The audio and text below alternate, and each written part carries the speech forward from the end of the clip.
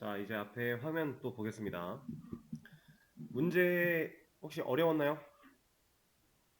이제 아직 문법 사용하는 게 좀 어색해서 좀 그런 부분에선 시간이 걸렸을 수 있는데 사실 반복되는 구문을 찾는 과정은 그렇게까지 어려운 느낌은 없었을 거예요. 기본적인 문제들이었기 때문에. 자, 그럼에도 좀 이제 그 완전 기초적인 생각부터 흐름을 어떤 식으로 가져가면 좋을지 제가 기본적인 걸 설명을 드리면서 할 건데 한번 보겠습니다. 문제 자체는 1부터 5까지 출력을 해야 돼요.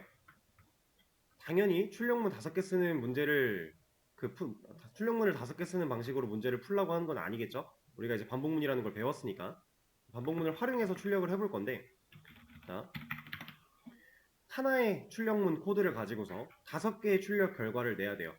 일단 이것만 생각을 해볼게요. 그럼 우리는 총 몇 번 반복하는 반복문을 써야 돼요? 하나의 출력문을 사용했을 때 5개의 출력 결과가 나와야 된다. 그러면 총 5번 반복하는 반복문을 일단 적어야 돼요.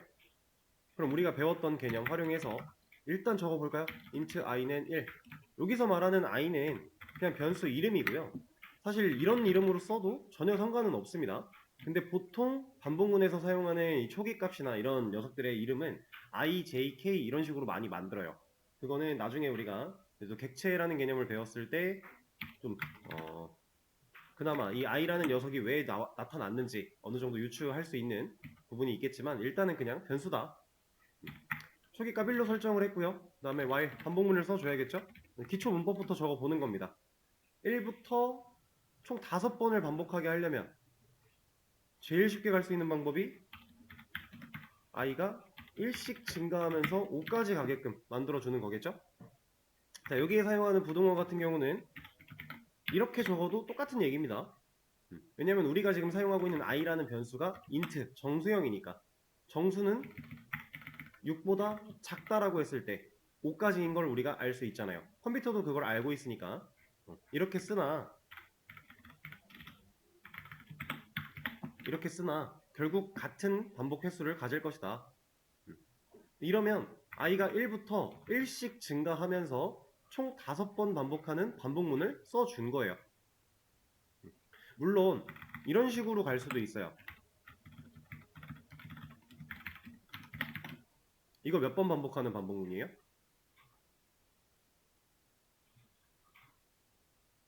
이것도 5번 반복하는 반복문이에요. 자, 출력문을 안에다 넣어주고요. 1을 출력하겠다. 5번밖에 안 나와요. 왜? 1이고요. 1이죠. 참이에요. 출력하겠네요. 한 번 출력했어요. 그리고 나서 2 증가해요. 올라갔을 때 i는 몇? 3이죠. 2 증가했으니까. 그러면 또 참이니까 내려와서 출력하고 또 2 증가. 그럼 올라갔을 때 5겠죠. 그럼 1, 3, 5, 7, 9. i가 1, 3, 5, 7, 9가 됐을 때 출력을 정상적으로 할 거고 그 다음 출력하고 나서 2 증가해서 11이 되어 올라가면 그땐 조건을 거짓을 만날 거니까 5번을 반복하는 반복문을 만드는 방법은 여러 가지가 있어요. 초기 값을 1로 안 잡아도 돼요. 전혀 상관없습니다. 0으로 잡아도 되고 방법은 많아요. 많은데 가장 쉽게 가려면 이게 한눈에 봐도 그냥 5번 반복을 하겠구나 라고 생각할 수 있는 거니까 웬만하면 이런 방법을 쓰는 겁니다. 그리고 우리가 지금 출력했어야 되는 값 또한 1, 2, 3, 4, 5라는 값으로 1씩 증가되는 값이에요. 그럼 우리가 이미 초기값 1부터 5까지 1씩 증가되면서 반복할 수 있게 만들어 놨으니 출력을 넣어주면 원하는 출력 결과가 나오겠죠. 반복되는 구문을 찾아내는 방법입니다. 첫 번째 문제였고요. 자, 두 번째. 자, 이번에는 마이너스 100부터 25까지 출력을 해달래요. 그럼 우리가 기본적으로 몇 번 반복하는 반복문을 써줘야 돼요? 네, 대충 125번이에요. 0이 중간에 들어갈 거니까 126번이 되긴 하겠지만 대충 그냥 생각했을 때 출력 결과가 마이너스 100부터 25까지 쭉 나와야 돼요. 그럼 대략적으로 그 정도 횟수가 돌 수 있는 반복문을 만들어 줘야겠죠. 그러면 일단 기본적인 접근을 한번 해볼까요? 방금 했던 것처럼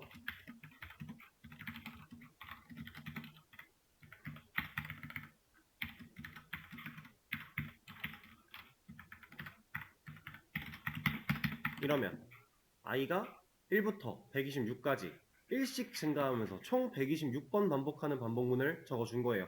이거에서 i 출력하면 1부터 126까지 나오겠죠. 이렇게. 자, 그럼 여기서 문제가 요구한 출력 결과를 얻기 위해서는 우리가 뭐 변수 하나를 새로 만들어야 될까요? 예를 들어 이런 거. j 를 하나 만들어서 얘를 마이너스 100으로 놔요. 마이너스 100부터 찍어야 되니까. 자, 그리고 여기다가 출력을 j를 합니다. 그리고 j는 출력되고 나면 1이 또 증가돼야겠죠? 그래야 마이너스 음의 방향에서 양의 방향으로 가고 있는 거니까 증가를 시켜줘야 돼요. 그러면 마이너스 100부터 25까지 출력은 잘 돼요. 근데 이렇게 만들어 놓고 봤을 때 이 i가 의미가 있나요? 얘를 빼고 여기다가 j를 넣고 여기다가 25를 넣고 이렇게만 해도 결국 똑같은 얘기 아닐까요?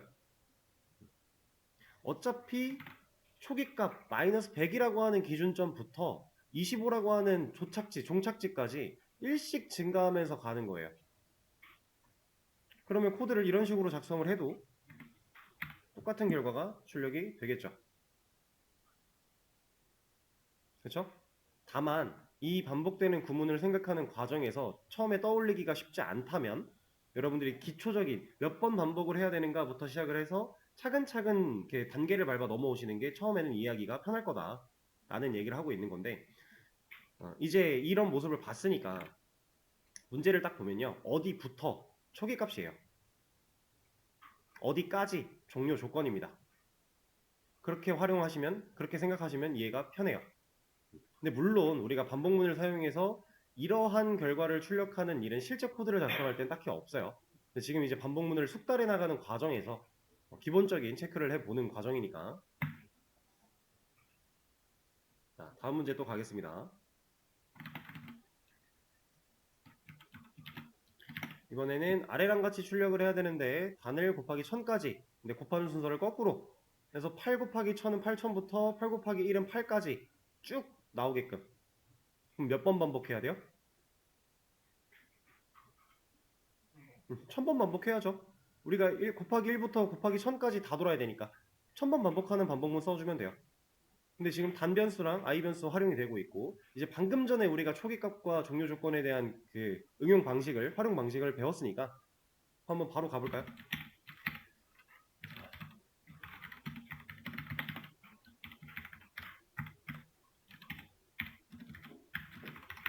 이러면 어떤 반복문 쓴 거예요, 제가? i가 1부터 1000까지 1씩 증가하면서 총 1000번 반복하는 반복문을 적어준 거죠. 이 시점에서 제가 정한 초기값은 단이에요, i예요? i죠. 단을 초기값으로 잡지 않은 이유는 얘는 증가시키면 안 되는 값이니까. 우리가 출력해야 되는 상황에서 단이라고 하는 애는 뭐 변하면 안 되는 상황이니까. 그렇죠? 자, 이렇게 만들어 놨는데 이러면 1000번 반복할 거예요. 여기다가 만약에 9구단을 찍겠다라고 하면 단 곱하기 i는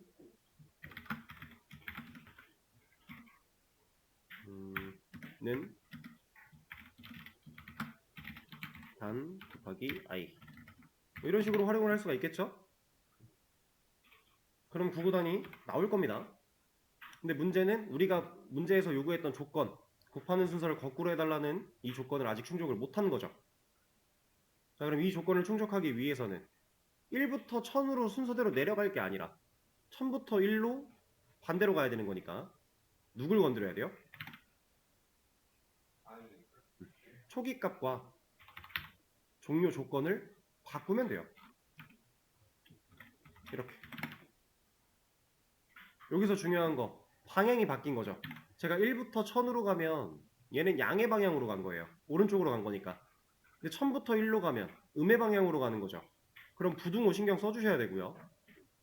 만약에 부등호를 바꾸지 않았다, 그럼 당연히 이거 어떤 결과 나와요? 아무 결과도 못 나오죠. 왜냐면 첫 번째 1000이 딱 들어갔을 때 애초에 거짓이니까 그냥 탈출해 버릴 거잖아요. 아무것도 못 찍습니다. 그래서 부등호 방향 잘 신경을 써 주셔야 되고 1을 향해 가야 되는 거니까. 그리고 지금 이 상태에서 실행하면 어떤 일이 벌어져요? 무한 루프에 빠지겠죠? 왜냐면 i가 음의 방향으로 마이너스가 돼야 되는데 지금 플러스 스텝 부분이 양의 방향으로 가고 있으니까 우리는 음의 방향으로 찾아가야 되는 상황인데 그럼 이 녀석을 음의 방향으로 갈 수 있게끔 바꿔준다. 그렇게 바꿨을 때 실행을 해보면 우리가 원했던 곱하기 1000부터 곱하기 1까지 쭉 내려올 것이다.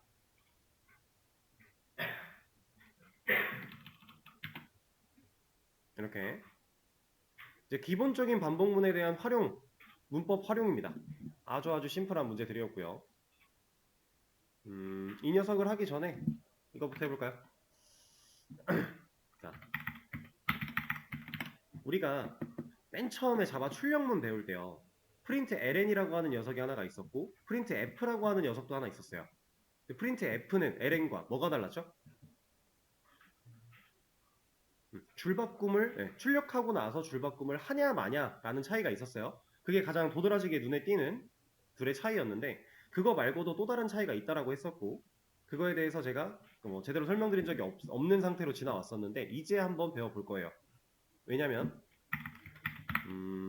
이 녀석을 구구단을 찍기 위해서 우리가 변수 활용 그리고 문자, 변수, 문자 이걸 연산해서 출력하려고 할 때 더하기로 다 이어 붙여야 되죠.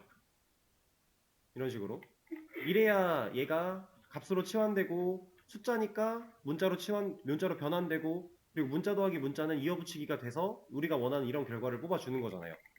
근데 여기에 써야 되는 변수나 이런 문자들이 그 끊어지는 부분들이 더 많아진다면 얘는 생각보다 헷갈리거든요. 써야 될 게 많으니까. 근데 우리가 이거를 프린트 F 가지고 처리를 한다면 생각보다 깔끔하고 이해하기 쉽게 가독성이 좋게 처리할 수 있어요. 그래서 F를 지금 배울 겁니다. 자, ln이 아니라 f니까 여기 바꿔주고요. 아쉽게도 f는 자동 완성이 없어요. 그래서 그냥 siou 해서 얘를 프린트 ln을 만들어 놓고 얘를 f로 바꾸시는 게 맞습니다. 그리고 나서 자, 이렇게 쓸 거예요.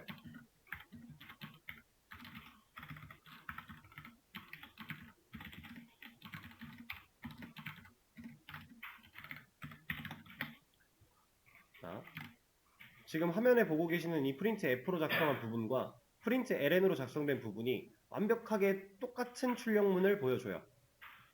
이거 좀 줄여놓고 보여드리겠습니다. 얘를 3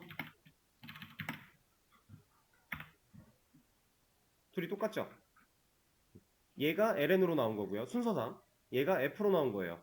얘가 ln으로 나온 거, f로 나온 거, ln으로 나온 거, f로 나온 거 통일하죠? 자, 지금 이렇게 길이만으로 봤을 때는 사실 밑에 거나 위에 거나 길이 비슷한데 이게 ln 두 글자 차이밖에 없잖아. 똑같잖아. 느끼실 수 있겠지만 얘가 훨씬 더 가독성이 좋고 편한 겁니다. 왜 그런 거 하면 얘는 지금 이 %d라고 하는 이 자리에 내가 원하는 값을 넣고자 구멍을 낸 개념이에요. 그럼 우리가 이렇게 플러스로 다 이어붙여서 적어줄 게 아니라 내가 원하는 식을 보여주고 싶은 출력의 양식을 다 써준 다음에 내가 그 양식 안에서 변수를 넣고자 하는 곳에 이런 %를 활용한 녀석들로 구멍만 내주면 되는 겁니다. 그리고 나서 내가 쓸 변수들을 입력하면 다 출력이 되는 거예요. 여기서 사용된 이 %d라는 녀석은 서식 지정자라고 얘기를 해요. 그래서 여러분들이 크롬에다가 자바 서식 지정자 이런 거 검색을 해보시면 나옵니다. 어떤 걸 들어가서 보셔도 상관없어요.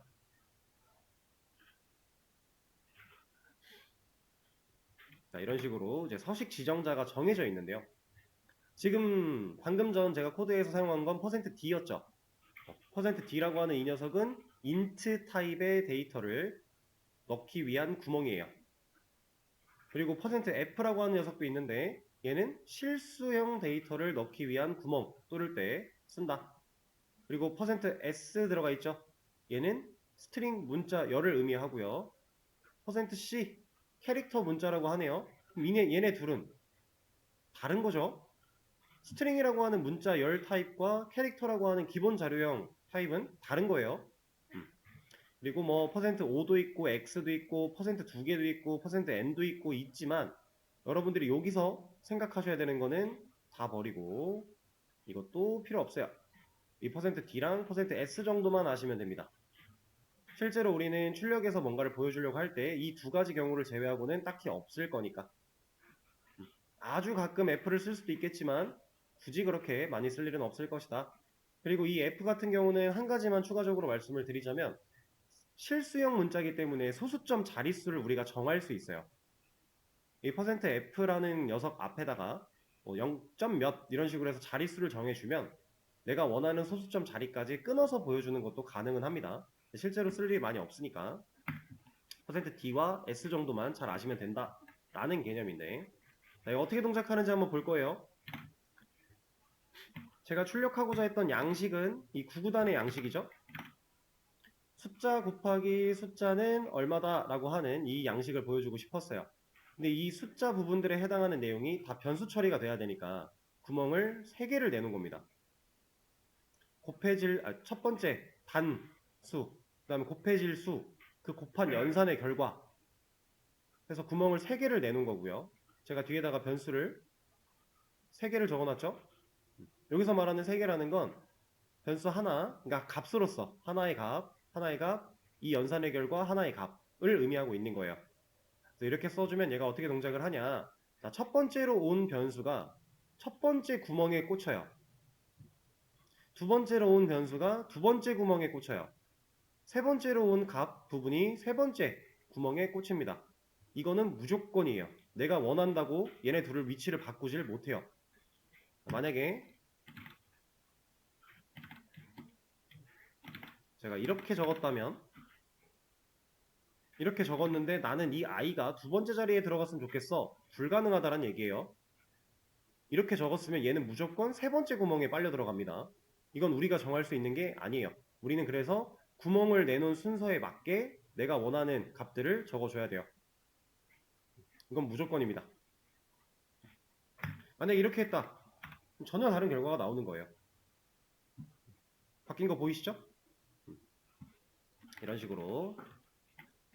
그래서 뭔가 상당히 복잡한 양식을 가진 출력문을 써야 된다. 그리고 그 양식 안에서 뭐 변수를 활용한다거나 숫자를 활용한다거나 하는 것들이 막 복잡하게 얽혀 있을 때 이 서식 지정자를 잘 쓰면 여러분들이 훨씬 쉽게 출력할 수 있다라고 하는 거고, 얘는 printf라는 녀석은 출력을 한 이후에 줄바꿈을 안 할 거니까 마지막에 줄바꿈을 해라까지 우리가 넣어줘야 되는 거예요.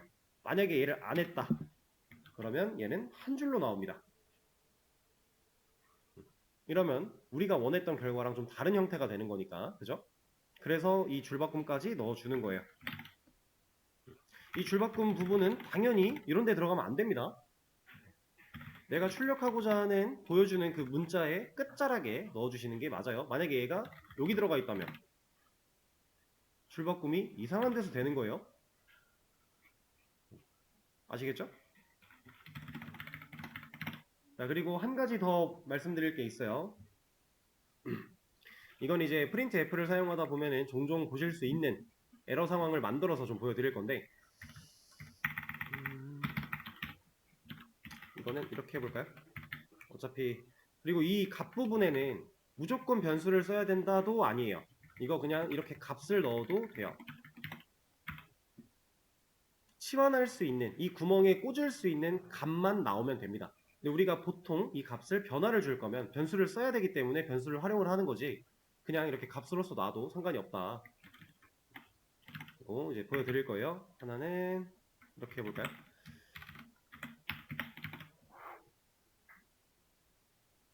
자, 제가 단이라고 하는 녀석이 꽂히려고 했던 자리에 단 대신에 뭘 넣었어요? 이 8이라고 하는 문자열을 집어넣었죠. 쌍따옴표로 감쌌기 때문에 얘는 타입이 뭐예요? 스트링이 되는 거예요. 홀따옴표로 감싼 한 글자의 문자라면 캐릭터 타입이 되겠지만 우리가 쌍따옴표로 감싼 문자들은 다 스트링 타입이에요. 그래서 지금 스트링 타입의 데이터를 어디에 넣으려고 하는 거다? 첫 번째 자리에 넣으려고 하는 거다. 이거죠. 얘는 에러가 발생을 합니다.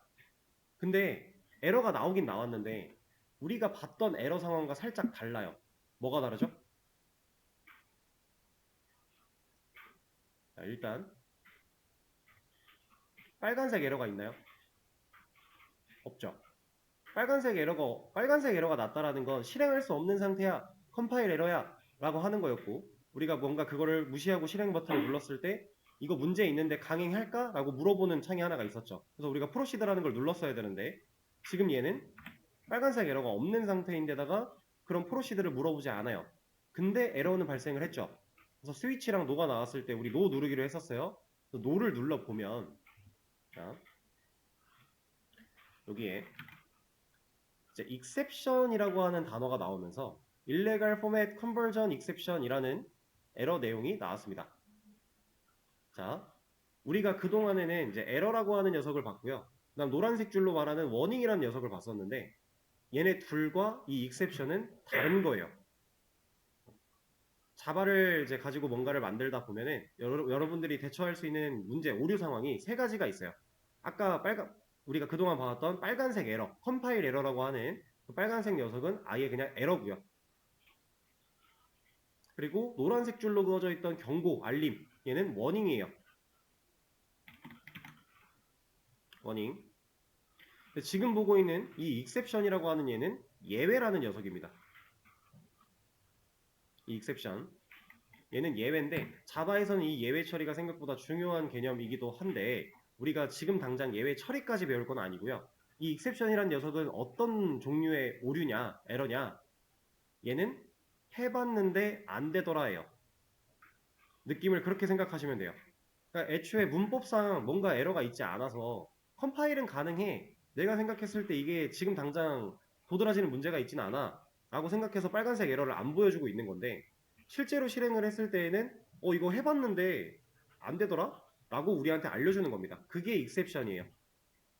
그래서 그 exception 내용에 써있던 illegal format conversion exception이라고 하는 녀석은 뭐냐? 형태가 잘못되었다를 얘기하고 있는 겁니다. 어떤 형태가? 우리가 정수형 데이터를 넣겠다라고 구멍을 내놓고 이 자리에 문자 데이터를 넣으려고 하니까 뭐라고 하는 거예요. 데이터 타입이 맞지 않다란 얘기랑 똑같은 얘기입니다. 여러분들이 어제 수업에서도 봤던 타입 미스매치, 그거랑 유사한 개념의 에러가, 예외가 발생을 해서 해봤는데 안 되더라. 자, 그럼 반대 상황 한번 해볼까요? 여기를 S로 놓고 이거부터 한번 볼까요? 그리고 뭔가 익셉션, 문제가 발생을 했을 때 코드를 수정하고 저장하면 이런 게 뜬다고 했고, 이러면 터미네이트 누르면 된다고 했었죠? 이 상태에서 실행을 해보면 얘는 이제 문제가 없어요. 왜? 문자를 넣을 자리에 문자로 받을 수 있게 구멍을 내놨으니까. 우리가 %D랑 %S 정도만 알면 된다라고 했고, 자, 근데 여기를 이제 문자가 아니라 얘를 한번 활용해 볼게요. 자, 이러면 실행했을 때 익셉션이 발생을 할까요? 지금 얘도 타입이 다른 거 아니에요? 이 단이라고 하는 애는 인트죠, 정수죠. 근데 얘는 문자를 받아들일 수 있는 구멍을 내는 거죠. 그럼 얘네들도 지금 타입이 서로 다른데 이거 실행시키면 익셉션 발생할까요? 얘는 안 해요. 이게 왜 안 하냐면 이 개념과 동일한 거예요.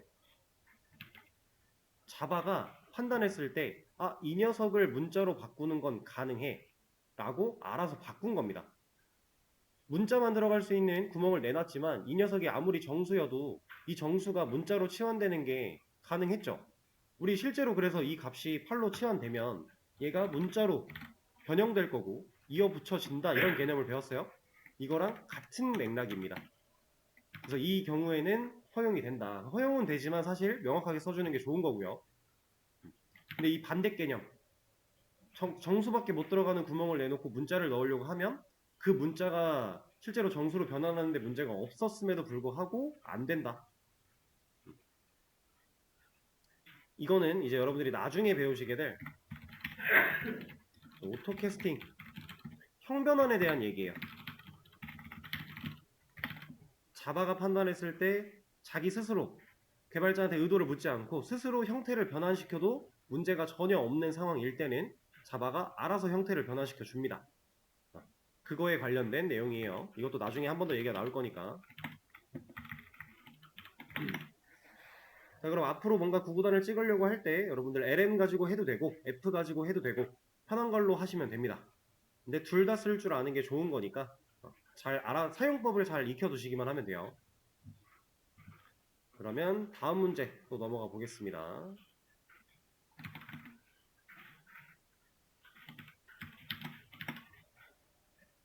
자, 이번에는 곱하기 1000부터 마이너스 500까지 출력을 해달라.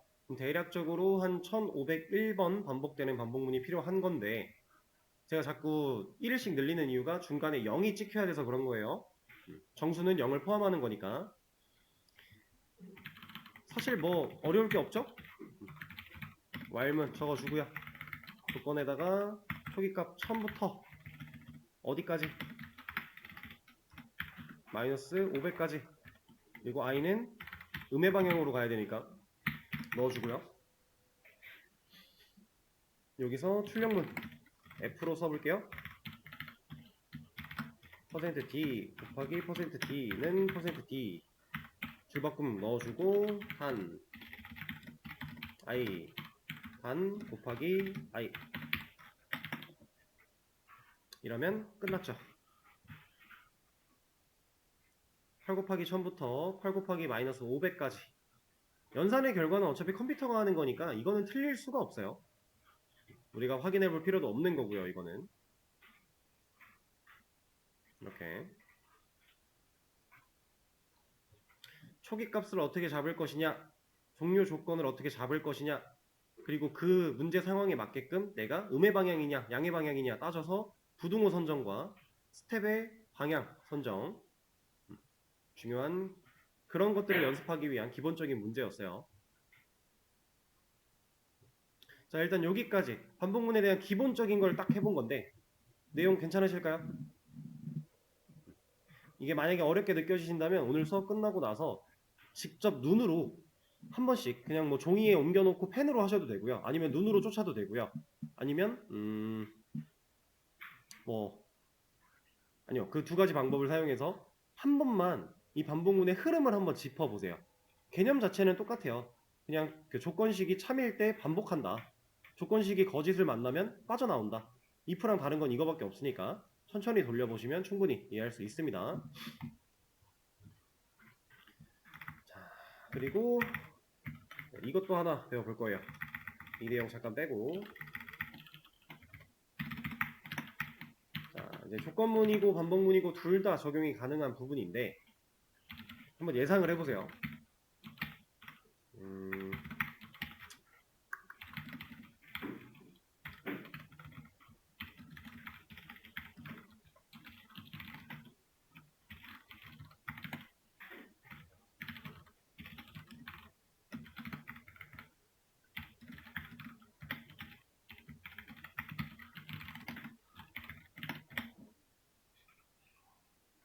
자, 이렇게 썼다라고 했을 때 출력의 결과는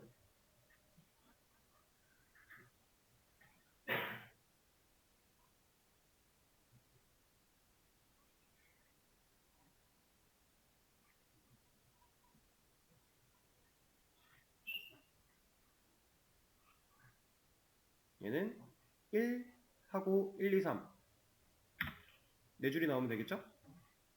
아주 기본적인 거죠. 우리가 해봤던 거. 자, 근데 이거를 형태를 살짝 바꿔볼 겁니다.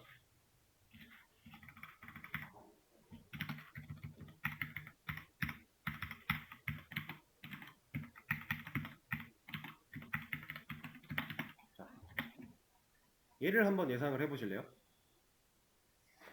지금 뭔가 이상하죠? 우리가 알고 있는 방식과 좀 뭔가 달라요. 뭐가 달라요? 중괄호가 없어요. 제가 이거 조건문 할 때 간단하게 형태를 보여드린 적이 있는 것 같은데 이런 것도 있다라고 하면서 이때는 중괄호가 어차피 없으니까 들여쓰기를 안 할 거라 괜찮다 이런 얘기를 드렸었죠? 결과를 한번 예상을 해보겠습니다. 그냥 자유롭게 생각하시면 돼요. 우린 배운 게 아니니까.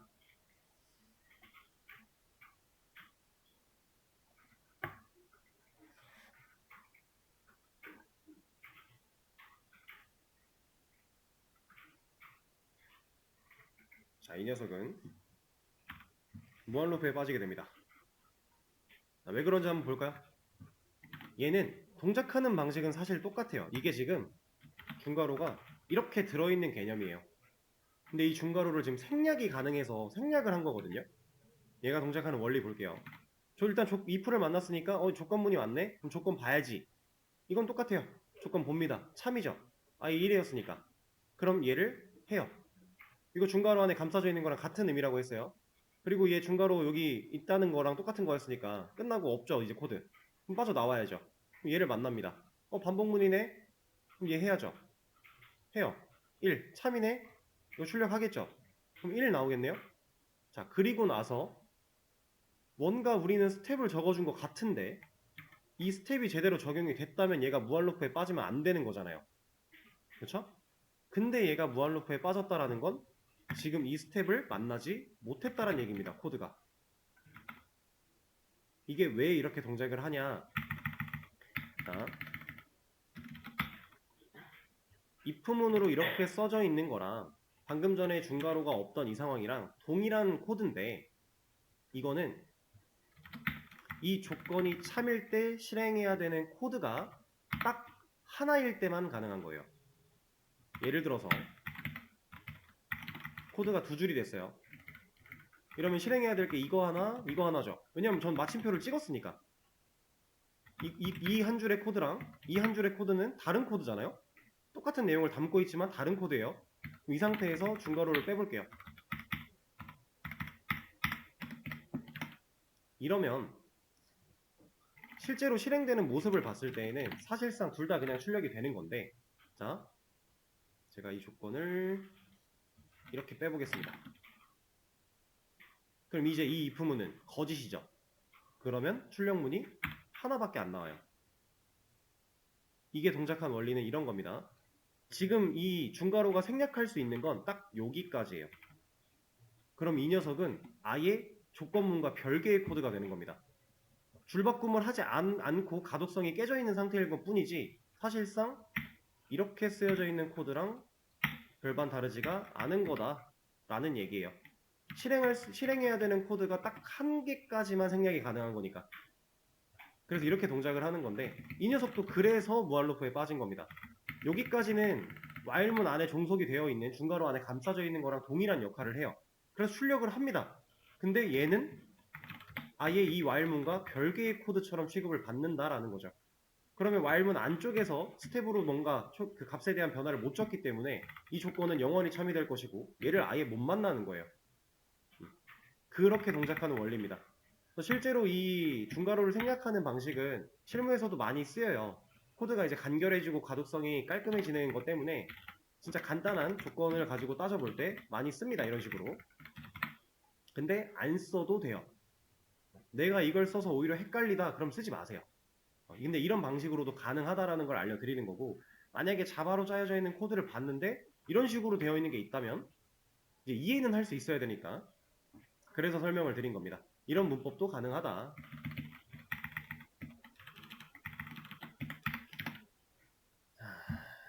그리고 방금 전에 뭔가를 하나 말씀을 드리려고 했는데 생각났어요. 이것도 이제 사실 조건문 배울 때 했으면 좋은 거긴 한데 그때는 여러분들이 뭔가 문법에 대해서 아는 게 너무 적었던 상태여가지고 지금으로 좀 밀어놓은 개념이 하나가 있습니다. 이거 한번 볼게요. 오랜만에 이거 한번 다시 꺼내보죠.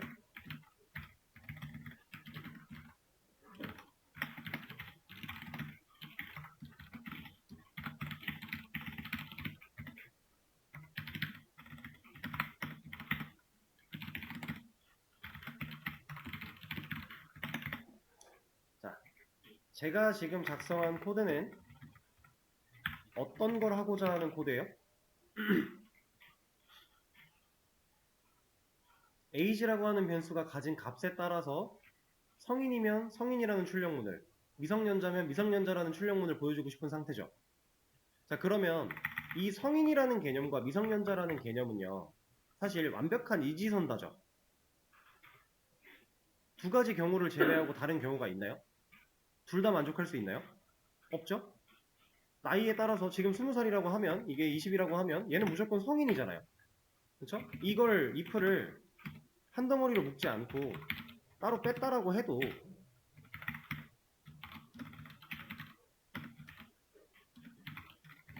이렇게 따로 뺐다라고 해도 절대로 두 개가 같이 출력되는 경우는 없을 거잖아요. 우리가 조건을 잘못 주는 게 아니라면.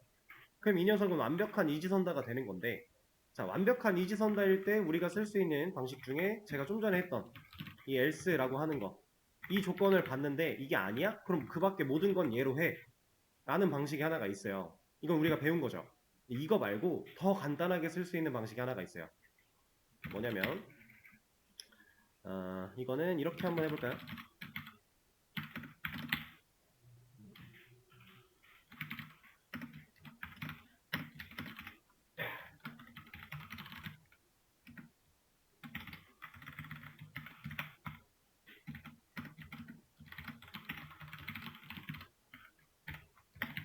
자, 이런 코드가 있습니다. 이러고 나서 얘를 출력을 하면 우리가 위에서 하려고 했던 거랑 똑같은 일이 벌어져요. 지금 이만큼의 코드와 이만큼의 변수 선언한 거 빼고 이만큼의 코드와 이만큼의 코드가 똑같은 검증을 하는 겁니다. 자, 얘는 실행시켜보면 둘 다 성인 나오고요. 이 나이를 성인이 아니게 바꿔서 실행시켜보면 미성년자가 둘 다 나와요. 이게 어떻게 동작하는 거냐면 이 녀석은 이제 사망연산자라고 얘기를 하는데 항을 3개를 놓고 연산을 했다라고 해서 사망연산자예요. 간단하게. 이 녀석은 완벽한 이지선다일 때 쓸 수 있는 방식입니다. 그래서 얘는 어떤 식으로 동작을 하냐. 첫 번째로 온 항, 여기서 조건식이 와요. 그래서 이 조건식의 결과가 참이면, 얘가 참이면 두 번째로 온 항에 있는 값으로서 처리가 되고요. 이 조건이 거짓이면 세 번째로 온 항에 있는 이 값으로서 처리가 되는 거예요. 그럼 지금 우리가 어떠한 str이라는 변수를 하나 만들어 놓고 이 변수에다가 값을 넣는 과정인데 이 연산의 결과를 넣으려고 하는 거죠. 그러면 이 해당 조건이 참일 때 성인이라는 값이 str에 들어가는 거고요. 얘가 거짓일 때 미성년자라는 값이 str에 들어가는 겁니다.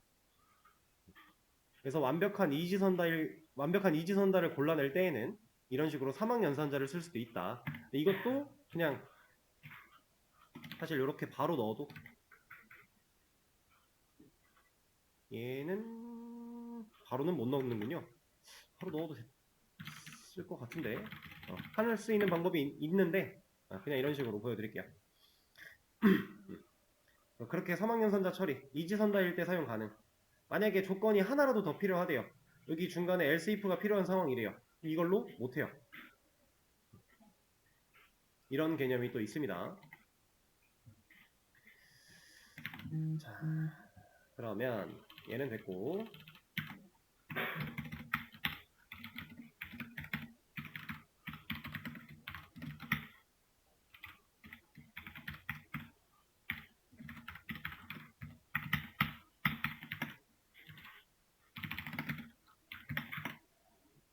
자, 다시 우리가 방금 전에 배웠던 while문 기본적인 형태를 써놨는데 i가 1부터 1씩 증가하면서 총 3번 반복하는 반복문이죠. 그리고 그 해당하는 i를 찍고 있으니까 1, 2, 3 출력의 결과를 가진 반복문이 작성이 됐어요. 자, 이 녀석을 제가 for로 바꿀 겁니다. 지금 이만큼의 코드를 제가 그대로 for문으로 변화를 줄 거예요. 얘를 그냥 사용해서 하나 남겨놓고 이렇게 해볼까요? 여기다가 자, 일단 while이 아니라 for를 쓴다라고 했죠? 그럼 while을 for로 바꿉니다. 그리고 초기 값을 그대로 잘라내게 할 거고요. 종료 조건이 들어갔던 부분의 앞에다가 붙여넣기 해줄 거예요. 그리고 밑에 있는 스텝도 잘라내게 할 거고요. 종료 조건의 뒤편에다가 붙여넣기 할 겁니다. 근데 마침표의 위치가 좀 이상하니까 마침표의 위치만 바꿔 찍을 거예요. 이러면 포문이 끝났어요. 자, 근데 가독성이 떨어지니 마침표 뒤에는 띄어쓰기 한 칸씩만 넣어줄게요. 이러면 진짜 포문이 끝난 겁니다. 얘랑 얘랑 똑같은 일을 해요. 이만큼이랑 이만큼이랑. 지금 여기 에러 나고 있는 거는 i라고 하는 변수 이름이 겹쳐서 그런 건데 여기를 j로 바꿔줄게요. 이러면 둘 다 1, 2, 3, 1, 2, 3을 찍어요. 자, 포문으로 바꾸는 방법 끝입니다. 이게 이거 while로 다시 바꿔볼까요? 이 for를 while로 바꿔주고 초기값 부분을 잘라내기 위해서 바깥에다가 스텝 부분을 잘라내기 위해서 내가 하려고 하는 구문의 밑에 받쳐주기, 다음 세미콜론만 옮겨주기. 끝났어요. while과 for 변환시키는 거 전혀 어렵지 않죠. 처음에는 이런 식으로 변환을 시키면서 이해를 하셔도 되고 포문이라고 하는 문법 자체가 익숙해지면 이런 과정 없이도 그냥 잘 써집니다. while과 차이는 이거예요. while은 초기값이 while문의 안에 있을 수 없어요. 왜? 변수가 선언되기 전에 변수를 쓴다고 종료 조건에서 지금 뭐라고 하는 거죠? 불가능합니다. 초기값이 밖에 있어야 돼요. 구조가 이렇게 되는 건데 포문 같은 경우는 포문의 안쪽에서 초기값을 설정하는 거고요. 종료 조건을 적어주는 거고요. 스텝이 적혀 있는 거예요. 여기에 만약에 내가 이식 증가를 하고 싶었어 라고 하면 이거 넣어주면 돼요. 우리가 while에서 쓰던 방식 여기서 똑같이 다 쓸 수 있다라는 거예요. 초기값을 1이 아니라 1000부터 하고 싶어 다 하면 돼요. 그럼 이제 뭐가 되겠어요? 만약에 포문으로 무한루프 만들 거예요. while에서 우리가 무한루프 만들 때 여기다가 이런 거 넣어도 된다 그랬죠? 그럼 포문에다가 무한루프를 만들 거야. 조건 부분에 true를 넣으면 됩니다. 이 코드가 여기 밑으로 옮겨지면 얘도 빨간 줄이 나와요. 왜? 못 만날 거니까. 얼리치에블 코드. 무한루프가 맞다는 얘기죠. 자, 근데 포문은요 무한루프를 만들 때 이렇게 하지 않습니다. 어떻게 하냐? 포문에서의 무한루프는 쓸 거면 보통 이렇게 써요. 이게 무한루프라는 뜻이에요. 초기값도 없고 조건도 없고 스텝도 없어. 그러면 무한루프입니다. 얘가 실제로 지금 j라는 변수는 아까는 만들어져 있었지만 지금은 없어졌으니까 쓸 수 없다라고 하는 건데 이런 거 찍어보면 계속 찍힙니다. 포문에서의 무한루프. 자, 근데 뭐 개발자들마다 차이는 있겠지만 실질적으로 뭔가 무한루프를 만들어서 써야 되는 상황이다 라고 하면 보통 while 써요. 왜냐면 우리가 무한루프를 의도적으로 만들었다라고 했을 때 초기값이 필요가 없어지는 거거든요. 스텝이랑. 왜냐면 여기에 true로 들어갈 거니까. 지금 이거랑 똑같은 거예요. 이렇게 쓸 수 있는 건데 이러면은 이제 while도 좀 편하게 쓸 수가 있어서 보통 이걸 많이 써요. 무한루프를 써야 된다면. 근데 그 외적인 경우에서 반복문 사용할 때는 거의 대부분 포문을 많이 씁니다. 얘가 좀 더 명확하기 때문에. 근데 포문이 동작하는 원리 아주 간단해요.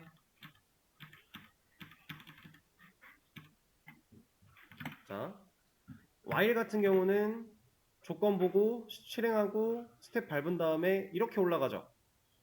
또 조건 보고 실행하고 이렇게 올라가고. 자, 포문은 초기값 보고 조건 봅니다. 맞으면 실행하고 이렇게 올라가요. 방향이 좀 달라요. 왜냐면 스텝을 만나러 가야 되니까. 순서가 초기값을 먼저 보고요. 그 값을 보고서 종료 조건을 따져요. 얘 참이야? 그럼 그 다음 실행을 합니다. 그리고 나서 왼쪽으로 이렇게 올라가는 게 아니라 스텝이 지금 여기 있는데 여기 오른쪽에 있는데 이 녀석을 만나러 오른쪽으로 올라가요. 그리고 스텝을 밟았죠. 그러면 다시 조건으로 가는 겁니다. 이거 말고는 똑같아요. 결국에 이 조건이 처음으로 거짓을 만나는 순간 얘가 빠져나오는 개념 동일합니다. 둘 다 똑같은 반복문이니까. 그래서 while로도 쓸 수 있어야 되고요. for로도 쓸 수 있어야 되고 자유자재로 왔다 갔다를 할 수 있게끔 숙달을 하셔야 돼요. 실제로 상황에 따라서 둘 다 혼용을 많이 하니까.